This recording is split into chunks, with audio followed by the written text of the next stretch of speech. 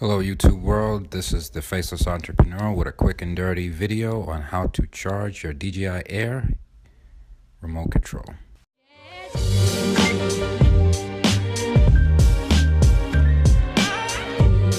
Put a spell on you.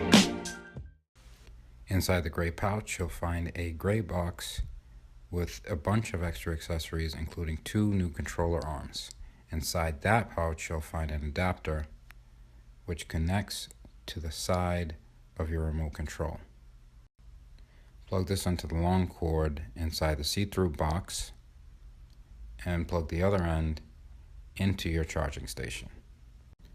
I hope this was helpful for some of the newer drone users like myself.